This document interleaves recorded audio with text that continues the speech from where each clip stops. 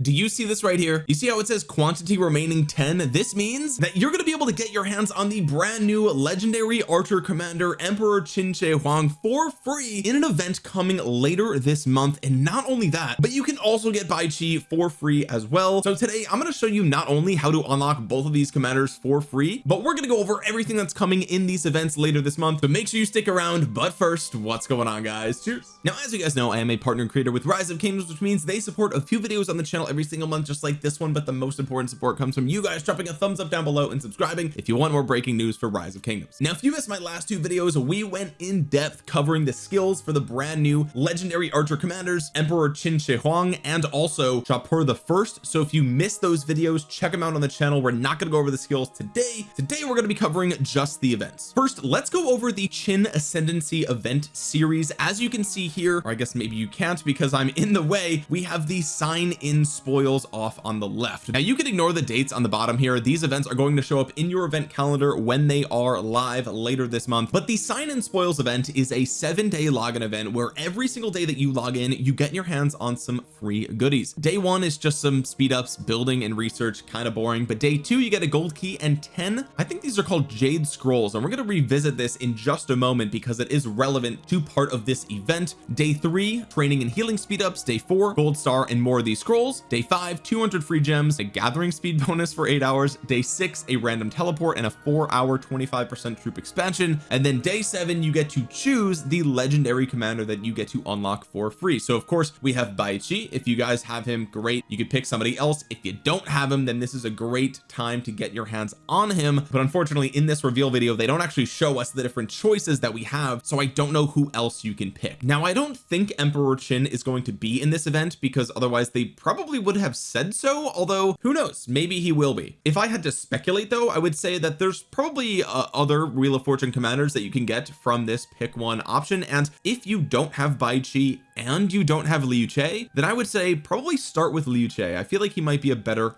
first starting point for infantry, but either way, at the very least, we know Bai Qi is available to unlock for free. Next, let's cover the All Under Heaven event. This is actually a brand new event that we've never seen before, but your performance in this event is going to be ranked up against the rest of your kingdom depending on how fast you can clear each stage. So I suspect that there's going to be some rank rewards for this, so you probably want to get this done as fast as possible when this does show up in your kingdom. But this event features different campaigns and different maps for each campaign, and I think that the purpose of this event is kind of to show off the accomplishments of Emperor Qin and how he conquered and united China, a topic that I am pretty uneducated on, to be honest with you. So hopefully everything I've said thus far is at least accurate. Yes, you will follow his journey to become Qin Shi Huang. With the mighty armies of the Qin at your back, you will conquer your rivals and unify all under heaven. So each stage has a map that I just showed you here, and regions have different alliances. Friendly and enemy regions will automatically recruit soldiers over time until they reach the recruitment capacity. Regions won't recruit new soldiers while they're at capacity, but they can still be reinforced with soldiers from other regions. Neutral regions will not auto recruit soldiers. They'll only start recruiting after they're occupied. A higher the region's recruitment capacity, the faster it recruits soldiers. You can mobilize soldiers from your controlled regions to attack neighboring regions. If you win the battle, you'll occupy the region. To win, you must occupy all enemy regions. Get it? You're uniting all the regions on the map. In each stage, you'll be provided with a set number of support items. You can use them by dragging them to the region you want. To prevent data errors, you'll be unable to start a challenge during the last 15 minutes of the event. Okay, that's fine. So you've got 3 different support items. The raid item instantly reduces the target region's soldier count by 20. You can only be used on enemy/neutral regions. Reinforced instantly increases the target region's soldier count by 20, can only be used on friendly regions. And bolster instantly increases the target region's soldier capacity by 20, can only be used on friendly regions. So here's the event map for the first campaign stage, and it looks like the player starts in red here because you can see that the cursor moves and goes to conquer this spot on the map. Now obviously I haven't played this event yet because it's not out, so I don't know exactly what just happened there, but this was 10 and this was 30, and it went from 30 down to 1,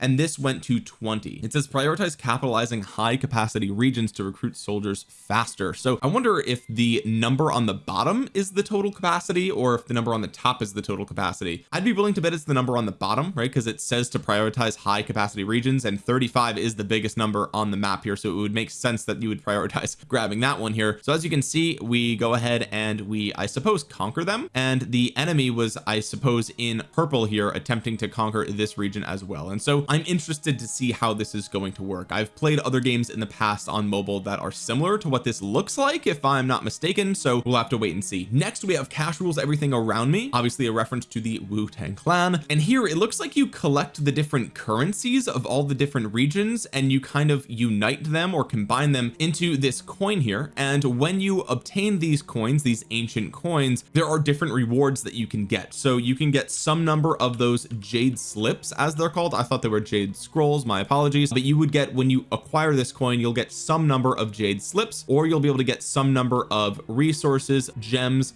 or possibly keys or tombs of knowledge, and so you want to get as much of those as possible. It's also worth noting that you can trade here. I suspect you'll be able to trade with your alliance, which will be really cool. It's kind of just like the pre-KVK event with Marauders, and these jade slips are going to be the number one thing that you want to get your hands on here from this event, because those jade slips are what you use to redeem for actual rewards. So as you can see here, it costs 8 jade slips for a 3-hour speed up. It doesn't matter which type of speed up it is, but you can use it for resources as well. Here we have 4 of the randomized material chests here. It's an epic material, which is pretty cool. It costs 25 slips. Now this, I have no idea what this is, and I've been really trying to think about what could this possibly be. I thought maybe it was a museum relic, but museum relics have a purple background, not an orange legendary background, and I thought maybe it would be some sort of decoration, but decorations for your city also have a purple background, not an orange background. So I have no idea what this specific item actually is. It almost looks like the guardian lion decoration in your city, but this costs 2,000 gems, so I'm not really sure, like,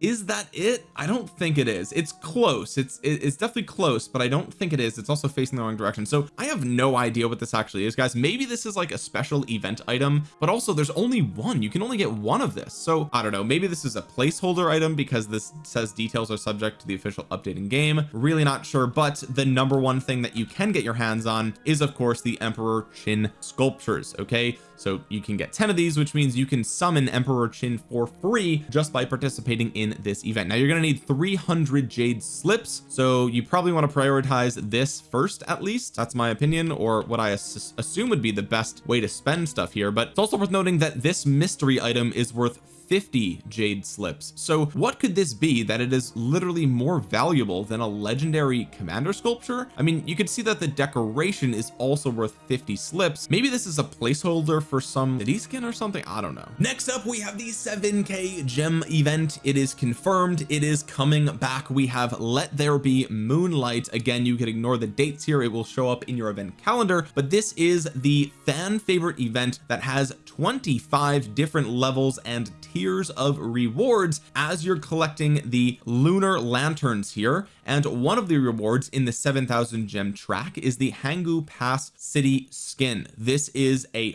5% infantry defense skin that also gives you 5% gathering speed, which is quite nice. And honestly, this skin looks pretty similar to other city skins we have in the game already, but this golden text that is floating up in front of the city I think looks super cool, especially in the nighttime. I mean, just look at that. That looks so cool. It's just this golden glow. I really like that a lot. But as you guys know, you can spend 7,000 gems on this event, and if you are able to complete the event, you will get all of those gems back. On top of that, you're going to get up to 35 legendary commander sculptures if history repeats itself, and you're going to get some really important other things here, such as the hammers for the Smithy special event. Plus there's going to be other things like gems and speed ups and everything that you really need to progress your account. So if you are a free-to-play player or a low spender, or really anybody who values their progress on their account, you should save at least 7,000 gems. So if you don't have 7,000 gems at the time of recording this, start saving now, because you definitely want to spend them on this event when it comes around in just a couple of weeks, or maybe even a couple of days, depending on when you're watching it. Next up is the new Zenith of Power city skin called Poseidon's Sanctuary. This is coming into the game at the perfect time for Emperor Qin's arrival, because obviously he is a devastating archer commander who actually has no archer attack on his kit, so this could be quite good. I will remind you guys though that the Zenith of Power is typically an event that you really should only go for if you are a rally leader or a garrison leader. Field fighters don't really typically need the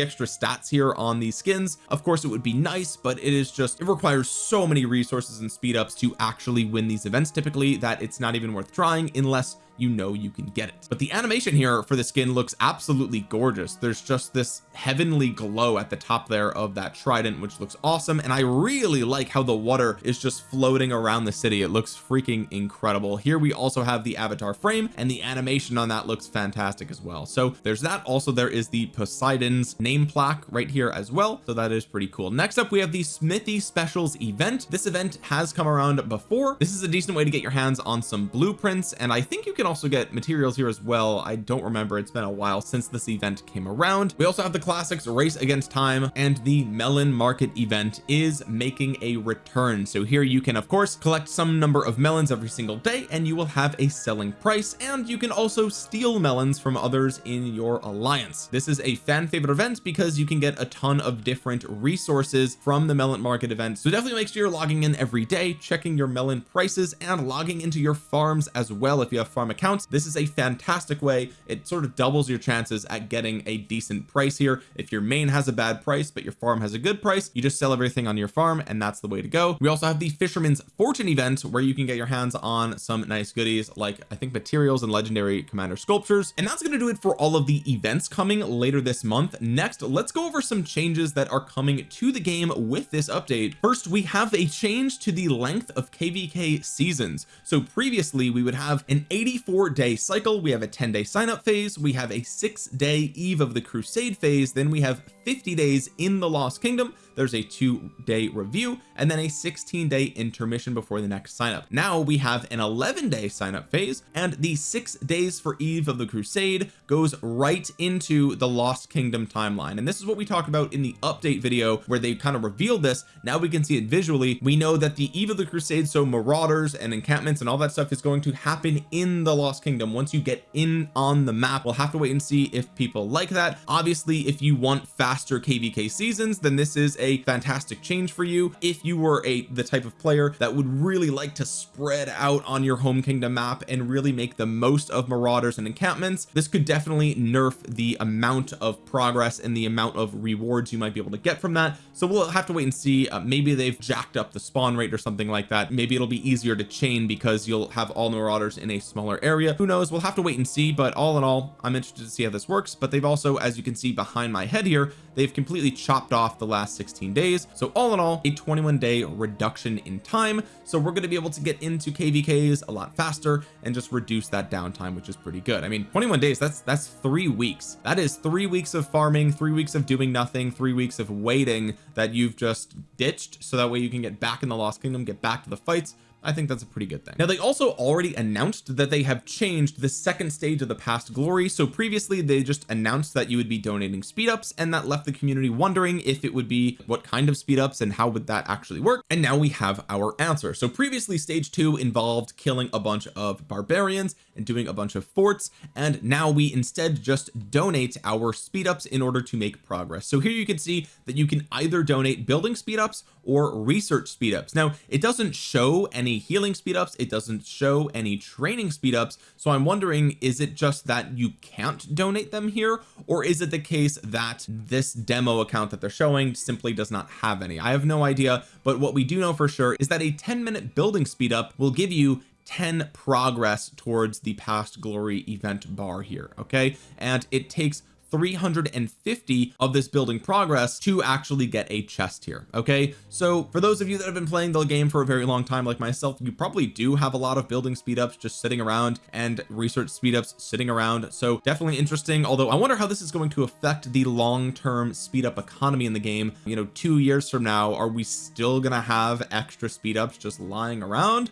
Who knows? We'll have to wait and see. Now, they actually just clicked this question mark here, and it says you can claim a reward for every 300 minutes of speed ups you donate. So that is actually counterintuitive to what it says right here. So I have no idea. Let me move my head so you could believe that that's what it says. I have no idea which of these to believe. Is it 300 or is it 350? I'd like it to be cheaper, so whichever one's cheaper is better. Oh, and they do show us the loot table as well, so pretty cool. We've got some universal speed ups down here, which is really nice. We've got a bunch of resources, some tombs of knowledge, which I'm happy to say is one of the lowest probability things to get here. We also have a chance at some gems. Now, along with this apparently comes the one man's trash is another man's treasure combination of events here, which I find really fascinating. So it looks like we're going to have two different ways to get rid of our building and research speed ups. Not only can you donate them during Past Glory stage 2, but you can also exchange them for this currency right here called Caravans Chits. I don't know if I pronounced that right. CHITS. Okay, I did not just curse. You heard me correctly. But here you can basically sell to the caravan your speed ups, building, or research, and then during the Another Man's Treasure portion of the event, you can see that you can spend that currency for either training speed ups, healing speed ups, or you can even go as far as to getting resources here as well, which I think is also very good. So again, one man's trash, another man's treasure. You just get rid of the speed ups you don't want, and you can get your hands on the speed ups that you do want, or some resources right before KVK begins, which I think is really cool. What up, Goose? They also revealed what it's going to look like to rate your KVK experience. How satisfied are you with your matchmaking results? And then you also can reject your matchmaking results as well. If all kingdoms vote to reject, this match will be immediately cancelled, and all participating kingdoms will automatically re-enter story registration. Now it looks like all players are going to be able to vote here, right, which I find really interesting. You'll see that the in the example, they actually click in the top right corner here, they click that, and that's what gives you the ability to vote. And then you can basically tell them how you feel about the matchmaking results, and then on the next page it gives you the option to accept or reject. So I suspect that it will come down to the king of the kingdom to actually accept or reject the matchmaking results. But maybe it's the case that, can the king of your kingdom see all of what the players in your kingdom voted for, right? Like, let's say you are the king of your kingdom, and can you go in and be like, oh wow, we had like 180 people voted for accepting, and we had like, you know, 70 people vote for rejecting, or whatever the case might be. Like, can you actually see that as the king of your kingdom and then make the final call? Or like, is it just, does the game automatically just go with whichever has the most votes? Because that would be crazy. You could like hijack a kingdom if you did that. Of course, all kingdoms would have to reject for that to be the case. But yeah, really interesting stuff. I can't wait to see how this actually works in the game. Cash rules everything around me. Queen, get the money. Dollar, dollar bill, yo.